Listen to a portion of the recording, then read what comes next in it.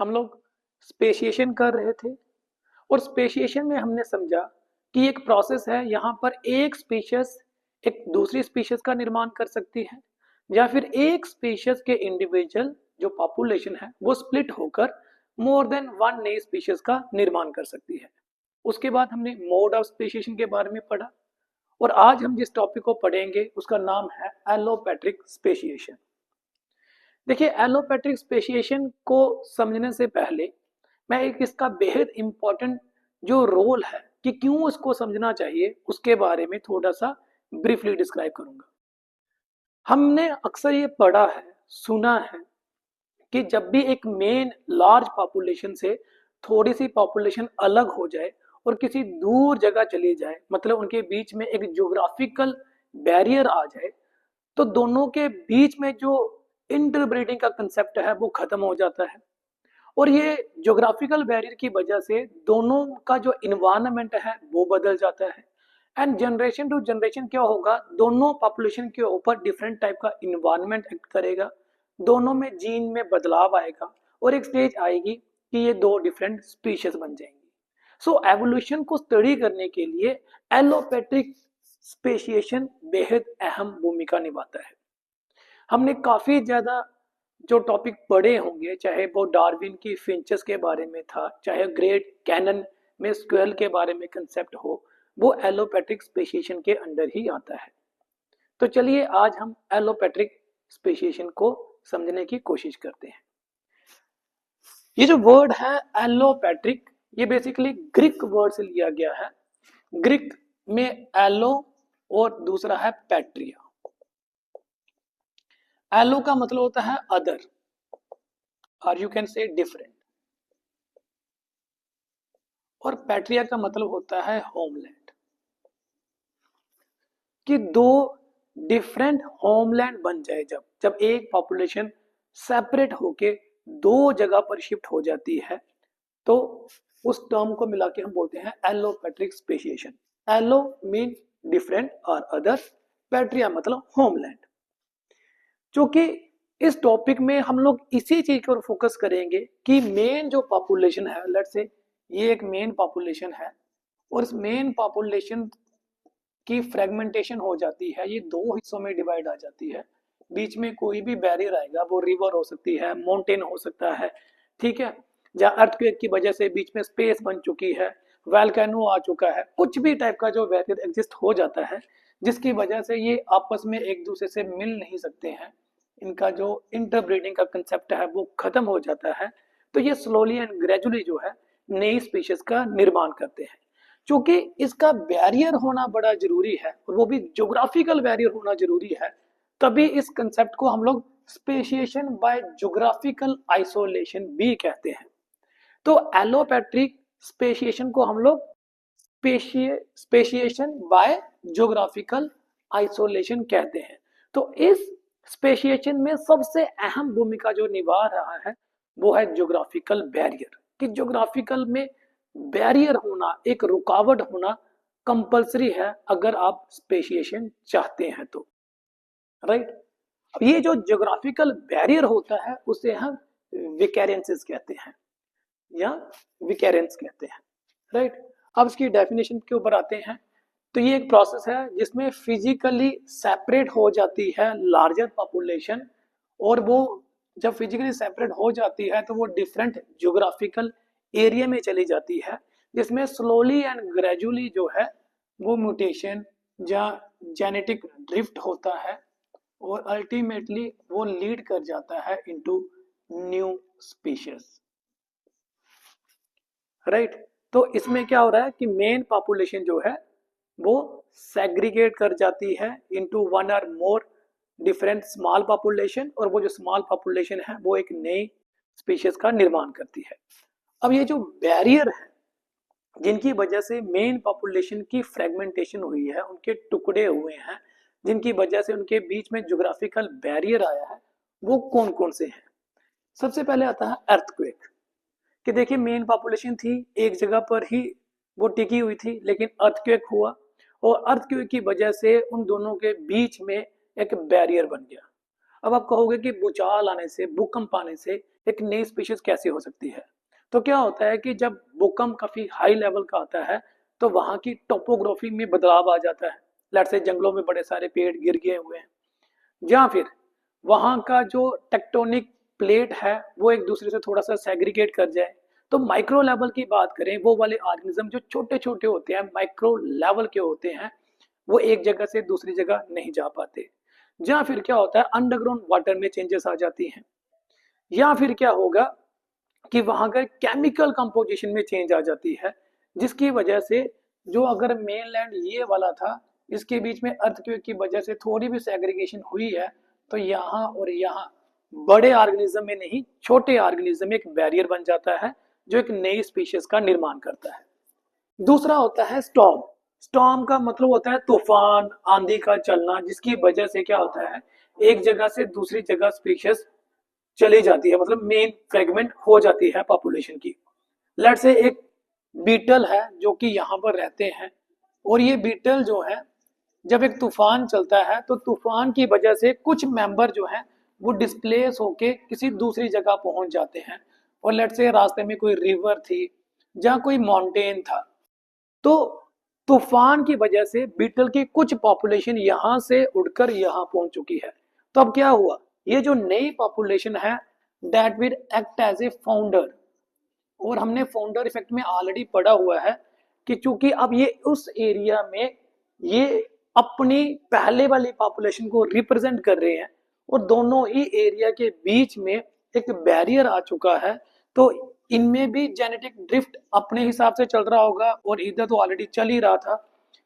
और जब ये टोटली यहाँ पर एक दूसरे से दूर रहेंगे, एक स्टेज ऐसी आएगी कि ये एक नई स्पीशीज का निर्माण कर देंगे। राइट, तो ये किसकी वजह से हुआ? स्टॉर्म की वजह से। अगर आप बड़े बड़े ऑर्गेनिज्म को गिनोगे तब तो आप बोलोगे कि तूफान के आने से कौन सी स्पेशिएशन होती है, लेकिन अगर आप छोटे ऑर्गेनिज्म को काउंट करोगे, इंसेक्ट्स को काउंट करोगे, जैसे मैंने बीटल की एग्जांपल दी, तब आप इसे अंडरस्टैंड कर सकते हो कि yes, storm can also play an important role for the purpose of allopathic speciation. उसके बाद आता है टाइडल वेव।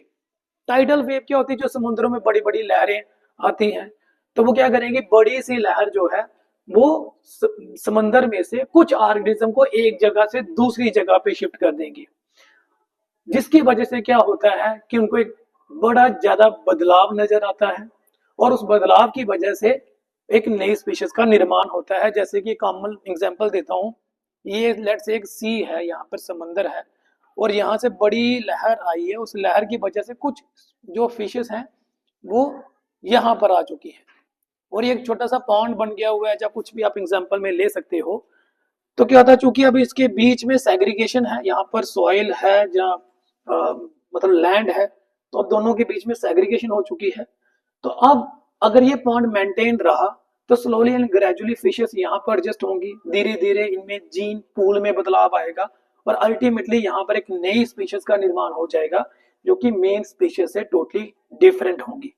तो ये है कि टाइडल वेव कैसे अपना रोल प्ले करती है।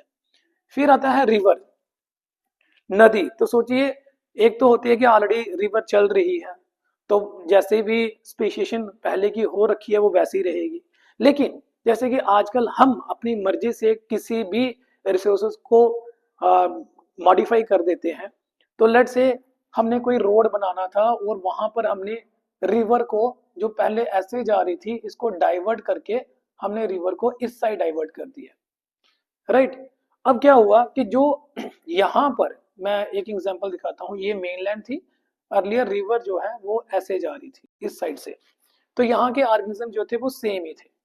लेकिन अब हमने क्या किया, रिवर को इस साइड की जगह इस साइड डाइवर्ट कर दिया है। तो अब क्या हुआ, ये जो ऑर्गेनिज्म है पॉपुलेशन के, ये अब दो हिस्सों में डिवाइड हो चुके हैं। क्योंकि अब ये डिवाइड हो चुके हैं, वो रिवर को क्रॉस नहीं कर सकते। जब वो रिवर को क्रॉस नहीं कर सकते तो ऑब्वियसली बात है, इनमें फिर से जीन फ्रीक्वेंसी में बदलाव आएगा। जेनेटिक ड्रिफ्ट की वजह से कुछ जीन फिक्स हो जाएंगे, कुछ जीन इलिमिनेट हो जाएंगे, एंड स्लोली एंड ग्रेजुअली ये दो नई स्पीशीज का निर्माण कर देंगे। जैसे कि आपने ग्रैंड कैनन के केस में पढ़ा होगा, जो कि स्क्वायरल की एग्जांपल देते हैं। यहाँ पर जो ग्रैंड कैनन हमने क्रिएट की हुई है, उसकी वजह से वन साइड की स्क्वायर और जो सेकंड साइड की स्क्वायर है, इन दोनों में काफी ज्यादा बदलाव आया, जिसकी वजह से एक स्पीशीज ऑफ स्क्वायर जो है अब दो में डिवाइड हो चुकी है, अब वो दो नई स्पीशीज बन चुकी है। फिर आता है वैल्केनो की वजह से। देखिए वैल्केनो की वजह से क्या होगा कि लेट्स से किसी एरिया में कोई वैल्केनो है, ठीक है, जब ये इरप्ट होता है यहाँ से लावा वगैरह निकलेगा, और जब ये लावा निकलता है तो ये मेन लैंड में क्या करेगा, वहां पर सॉइल की मॉडिफिकेशन कर देगा, राइट। और अल्टीमेटली क्या होता है, ये वहां पर एक बैरियर भी क्रिएट कर देता है। जब बैरियर क्रिएट होगा तो उस बैरियर के एक साइड की पॉपुलेशन और दूसरी साइड की पॉपुलेशन आपस में इंटरब्रीड नहीं कर पाएगी, वो आपस में नहीं मिल सकती है। जब वो आपस में मिलेंगी नहीं, इट मीन्स वो ज्योग्राफिकली आइसोलेट हो चुकी हैं, और अगर वो ज्योग्राफिकली आइसोलेट हो चुकी हैं तो ऑब्वियसली बात है वो एक नई स्पीशीज का निर्माण कर सकते हैं। Last but not the least, जैसे कि माउंटेन है, फॉरेस्ट है, तो हम लोग क्या करते हैं, किसी बैरन लैंड को देखते हैं, तो उस बैरन लैंड में बड़े सारे लोग हैं, आपने प्लांटेशन ड्राइव भी सुनी होगी। तो बैरन लैंड में अगर हम बड़े सारे प्लांट्स लगा देते हैं, राइट, जब हमने बड़े सारे प्लांट लगाए हैं तो वहां पर आप बोल सकते हो आर्टिफिशियली हमने एक फॉरेस्ट बना दिया हुआ है। जब वहां पर फॉरेस्ट बना दिया हुआ है तो नेचुरली बात है अब वहां का हैबिटेट थोड़ा बदल चुका है। वो वाली स्पेशीज जिनके पास सिर्फ एक ही अपॉर्चुनिटी थी कि वो मेन लैंड के ऊपर, जमीन के ऊपर रेंग के चल रहे थे, अब वो पेड़ों के ऊपर भी चल सकते हैं, वो लीफ के ऊपर भी चल सकते हैं। तो ऑब्वियसली बात है उनमें हैबिटेट की वेरिएशन आ जाती है। जब हैबिटेट की वेरिएशन आ जाती है तो वो एक नई स्पीशीज का निर्माण कर सकते हैं। इसी तरीके से माउंटेन, तो जैसे कि आपने सुना होगा कि इंडिया जो है वो पहले एशियन कॉन्टिनेंट का हिस्सा नहीं था, लेकिन जब इंडिया एशियन कॉन्टिनेंट का हिस्सा बना तो बीच में एक नया माउंटेन की उत्पत्ति हुई, डेट इज हिमालयन बेल्ट की। जो हिमालय माउंटेन है, it is considered to be the youngest mountain, जो कि टेक्टोनिक प्लेट की टकराव की वजह से बना था। अब ये जो माउंटेन बना, इस माउंटेन ने क्या किया हुआ था कि वन साइड का जो इन्वायरमेंट है और सेकंड साइड के इन्वायरमेंट में रिमार्केबल वेरिएशन ले आया हुआ है, और इस रिमार्केबल वेरिएशन की वजह से जो दोनों साइड के जीव जंतु हैं इनमें भी काफी ज्यादा वेरिएशन आ गई हुई है। और जब इन दोनों में वेरिएशन आ चुकी है तो नेचुरली है इन दोनों की फ्लोरा एंड फाना की स्पीशीज भी डिफरेंट हो चुकी है, काफी ज्यादा बदल चुकी है, राइट। तो ये किसकी वजह से हुआ है, ड्यू टू द माउंटेन की वजह से। तो अब जितने भी हम फैक्टर पढ़ रहे हैं, हमारा फोकस किसके ऊपर सबसे ज्यादा है, ये जो वेकेरेंसेस है, मतलब ये जो बैरियर है। सो इन एलोपैट्रिक ये जो स्पेशिएशन है, सबसे अहम रोल जैसे मैंने पहले ही बोला वो हमेशा ज्योग्राफिकल बैरियर के ऊपर ही दिया जाता है। कॉमन एग्जांपल डार्विन की फिंचेस, जो कि हम सब ऑलमोस्ट सुनते आते हैं।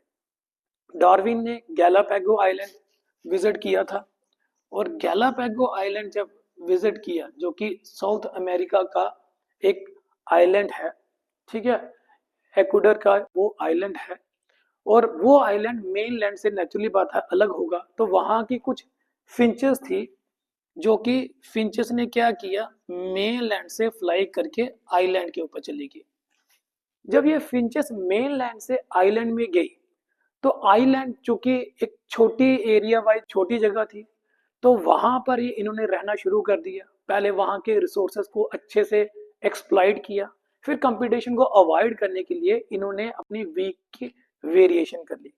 कुछ वीक ऐसी बन गई जो सीड ईटिंग थी, कुछ ऐसी बन गई जो फिश को खाने के काम आती थी, कुछ ऐसी बन गई जो फ्रूट को खाने के काम आती थी, so that competition can be avoided और नई स्पीशीज की उत्पत्ति होती गई। और ये भी क्यों हुआ, क्योंकि इनके बीच में एक बैरियर बन चुका था, और वो बैरियर था सी आर ओशियन, आप बोल सकते हो, है ना। तो मेन लैंड से फ्लाई कर कर जब बीच में एक ओशियनिक वाटर जो है वो आ जाता है और आप दूसरे लैंड पे चले जाते हो, तो इनके बीच में इंटरब्रीडिंग का जो कंसेप्ट था वो खत्म हो गया। इनके बीच में जेनेटिक ड्रिफ्ट होना शुरू हो गया, जीन अपने हिसाब से म्यूटेट कर रहे थे according to the environmental condition, और धीरे धीरे बदलाव आना शुरू हो गया क्योंकि नीड भी दोनों की अलग थी, तो एक नई स्पीशीज की उत्पत्ति हो गई थी। तो दीज आर सर्टन एग्जाम्पल जो मैंने अर्थक्वेक से लेके माउंटेन तक और इवन डार्विन की एग्जाम्पल देके आपको समझाने की कोशिश की है। These all are the example coded for allopatric speciation. तो आज हमने एलोपैट्रिक स्पेसिएशन पढ़ा और उस एलोपैट्रिक स्पेसिएशन में हमने फोकस दिया कि नई स्पीशीज की उत्पत्ति होती है और उस उत्पत्ति का मेन रीजन है ज्योग्राफिकल बैरियर का। ज्योग्राफिकल बैरियर बना है, दोनों की इंटरब्रीडिंग खत्म हो गई है, दोनों में जीन अपने हिसाब से म्यूटेट हुए हैं, फिर बाद में रिप्रोडक्टिव आइसोलेशन हो जाती है और जब रिप्रोडक्टिव आइसोलेशन हो गई है तब वो कभी भी इंटरब्रीड नहीं कर पाएंगे और इंटरब्रीड नहीं कर पाएंगे तो इट मीन्स अब वो नई स्पीशीज का निर्माण कर देंगे। That was all about allopatric speciation. Next time हम लोग पेरीपैट्रिक, पैरापैट्रिक और सिम्पैट्रिक स्पेशिएशन के बारे में